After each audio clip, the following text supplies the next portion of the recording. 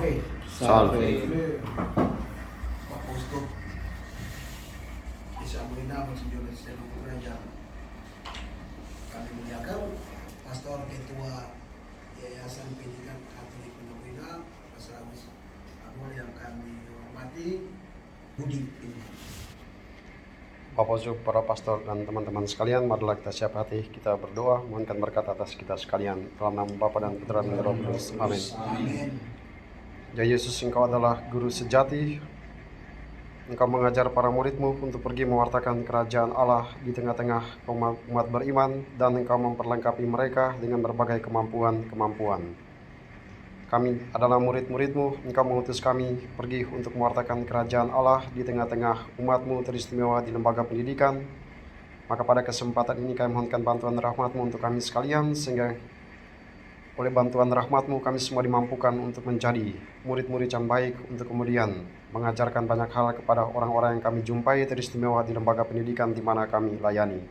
Saat ini kami melaksanakan pertemuan bersama, mohonkan berkat-Mu atas kami sekalian. Semoga apa yang kami bicarakan selama 2 hari ini membantu kami sekalian untuk menjadi pewarta-pewarta yang profesional teristimewa dalam bidang pendidikan ini. Mohonkan berkat-Mu untuk kami sekalian. Berkat Allah yang Maha Kuasa turun dan tinggal atas kita sekalian, teristimewa pertemuan ini, dan kita semua yang mengikutinya, Bapa dan Putra dan Roh Kudus. Amin. Amin.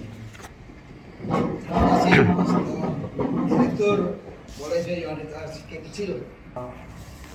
YPKK, para pengurus yayasan, dan juga para direktur kolese yang saya hormati, kasih banggakan, selamat pagi, shalom, Shalom. sabe, ya, tabi ya. Pertama-tama mewakili semua rekan dengan mengucapkan terima kasih Bapak Uskup boleh menyempatkan diri hadir dalam rapat perdana di PKKA dengan seluruh direktur yang ada di Uskupan kita. Ini satu langkah maju dalam revitalisasi tata kelola yayasan sebagaimana menjadi amanah dari sinode revitalisasi visi misi tata kelola dan juga peningkatan mutu kualitas pendidikan yang ada di Uskupan kita. Nah, oleh karena itu maksud dari rapat ini adalah untuk mendengarkan harapan-harapan Bapak Uskup tentang pendidikan secara umum di Keuskupan kita dan lebih khusus untuk yayasan kita. Dan sebelum kita mendapat input tentang harapan-harapan Uskup tentang pendidikan untuk kita sekalian, kita terlebih dahulu melihat potret dari YPKK kita selama ini, baik secara umum tetapi juga secara regional khusus di masing-masing kolese. Dengan 2 metode ini, harapan akan disampaikan sebagai input bagi kita setelah kita melihat realitas, dan baru besok kita akan melihat program kerja kita untuk 1 tahun yang akan datang. Oleh karena itu, saya menyampaikan selamat untuk kita sekalian yang mengikuti rapat ini. Semoga dengan rapat ini banyak hal yang bisa kita dapat untuk kita jadikan sebagai pedoman kita untuk melangkah di tahun pertama sesuai dengan Renstra Keuskupan. Tahun pertama ini kita akan menyusun pedoman-pedoman, dan semua pedoman kita sudah susun dalam direktorium itu. Nanti malam kita akan lihat, dan nanti kita bersama-sama akan menguji cobakannya selama 1 tahun sebelum memfinalisasi pada tahun yang akan datang, tahun Pertama buat kita semua. Lalu perwujudan dari visi itu dalam misi yang pertama menumbuh kembangkan komunitas pendidikan yang kuat dalam iman, persaudaraan, dan budaya kasih. Yang kedua, meningkatkan kecerdasan intelektual, emosional, spiritual, dan wawasan kebangsaan secara integral. Lalu ketiga, kepemimpinan penyelenggara. Saya hormati dan para pastor, setelah kita lihat beberapa kegiatan dan potret yang tadi sudah disampaikan oleh Sekretaris, berikut ini saya menyampaikan tentang hasil ujian atau yang namanya asesmen nasional literasi dan numerasi pelaksanaan yang tahun lalu. Jadi setiap tahun kita rapat, itu akan saya sampaikan hasil ini.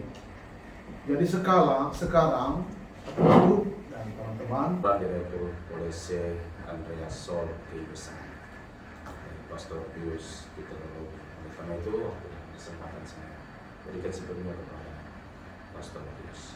Pada Pastor Pius,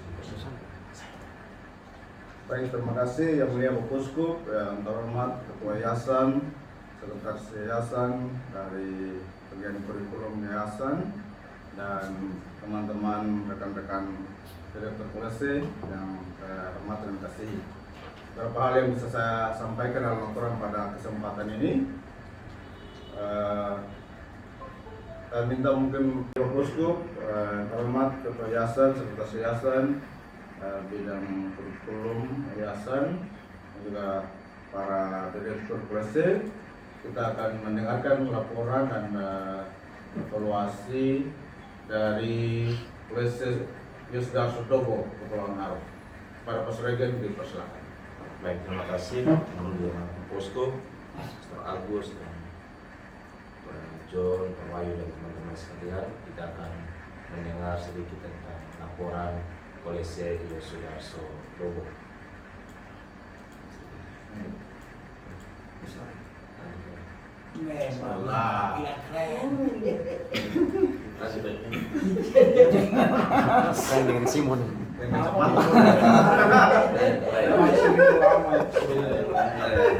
Pura-pura kasih lama.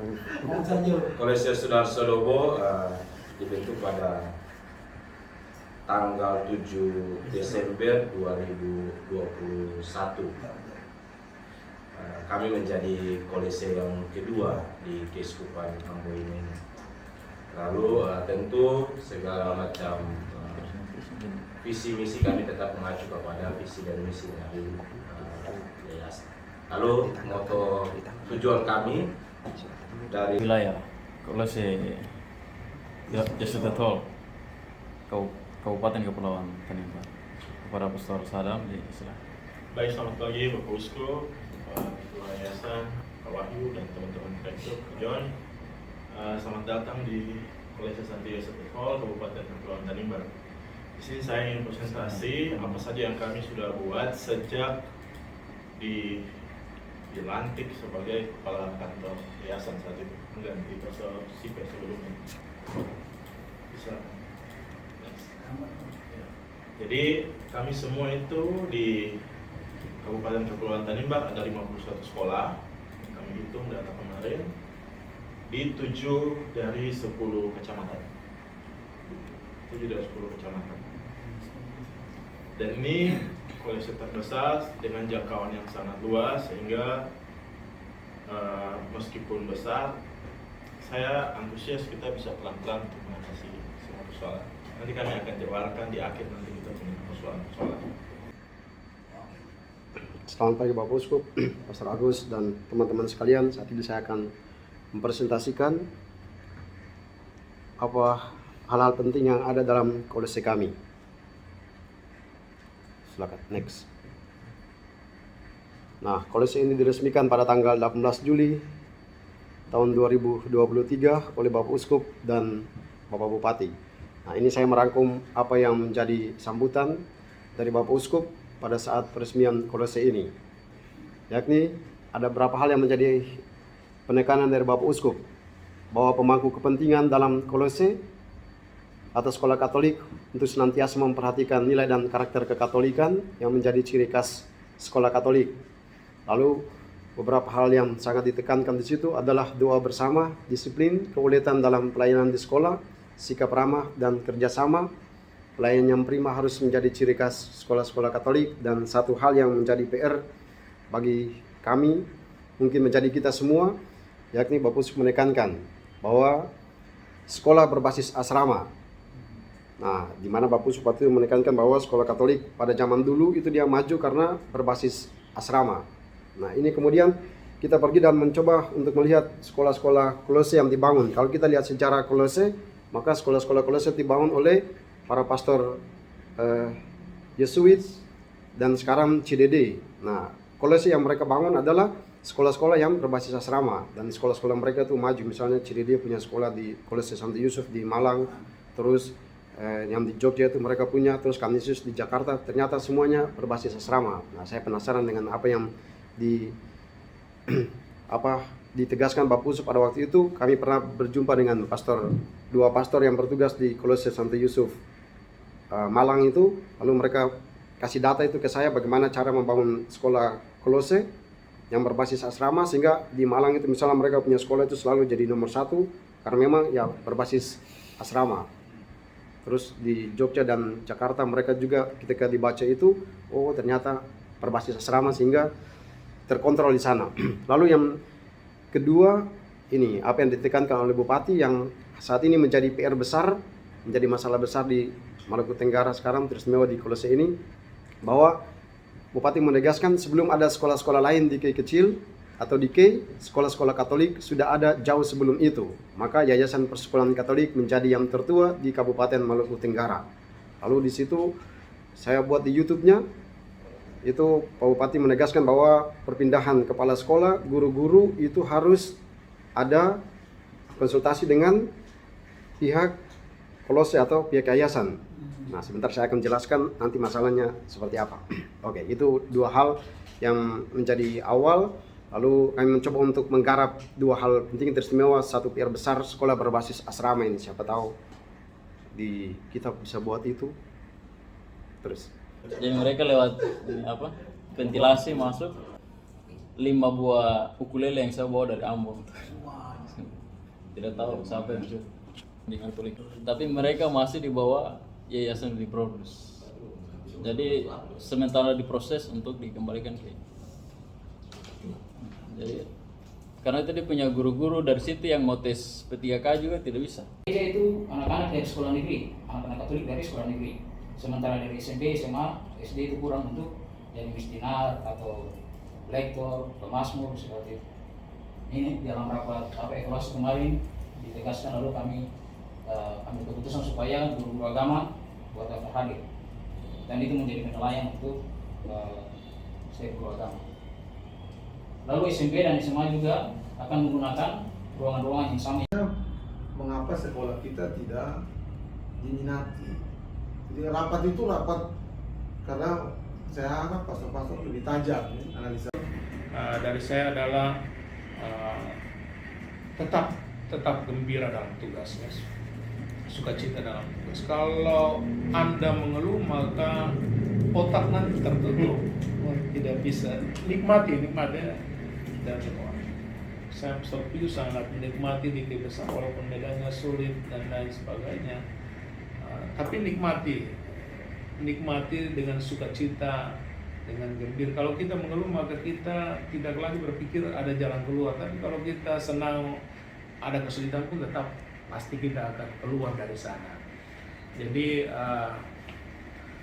tentunya nanti diatur oleh yayasan sehingga setiap tahun kita pasti akan ketemu 1 atau 2 kali. Tentunya mungkin nanti pertemuan berikut orang sendiri, nanti uskup masuk lagi untuk yang di akhir tahun kah, di awal semester kah, untuk harapan dan lain sebagainya. Dan juga tidak hanya terfokus pertemuan di sini, tapi bisa diatur sama ke Dobo ke Aru ke. Apalagi tahun politik jadi dana pasti banyak. Mungkin pertemuan depan Regan undang semua datang di sini saja. tanggung fakta saja yang pulang saya main.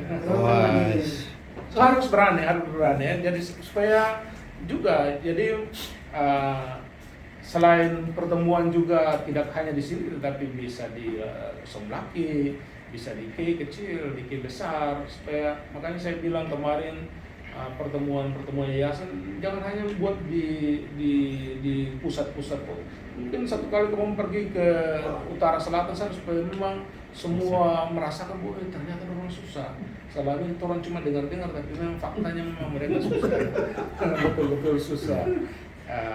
Tetapi juga sama seperti tawaran saya kepada para imam, sekolah juga orang membutuhkan soal rekreasi dan lain sebagainya. Jadi mungkin diatur, mungkin tahun ini sudah lama, tahun depan di waktu libur, kamu libur sama-sama lah. Ketua yayasan dengan para direktur libur sama-sama. Uang semua sendiri.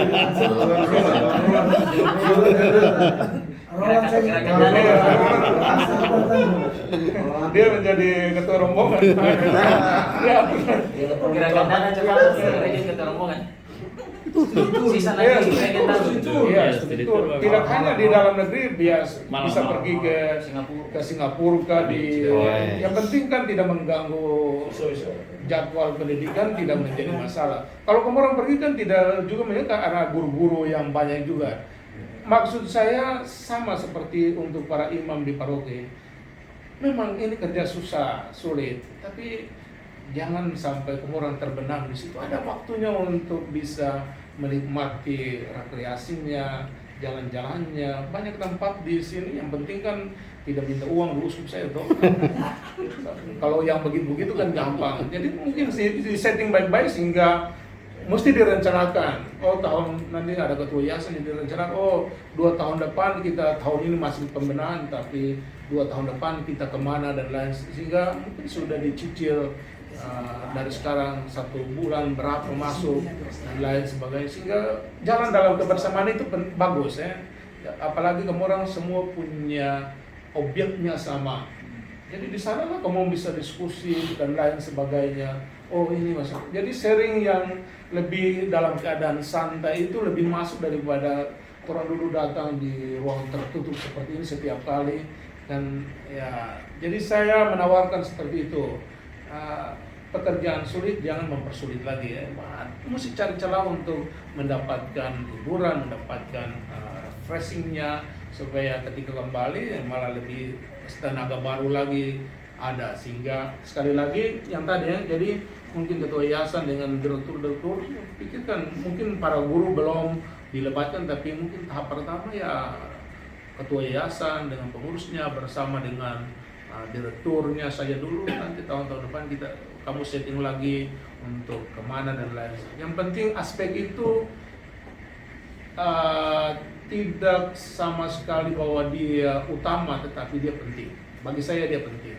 Aspek rekreatif itu menjadi penting bagi saya dalam pekerjaan, supaya jangan orang seperti kuda bindi, tetapi ada waktunya orang bisa menikmati hidup kebersamaan dan lain sebagainya. Saya kira kalau diatur seperti itu, misalnya yayasan sudah ada, 3 tahunan kita pergi, 3 tahunan kita pergi, mengapa tidak?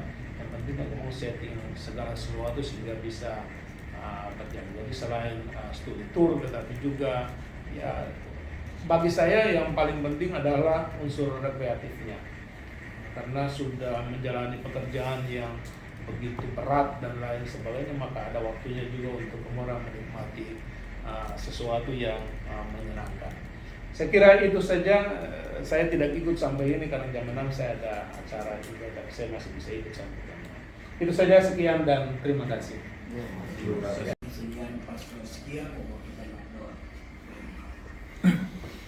Mari kita doa dalam nama Bapa dan Roh.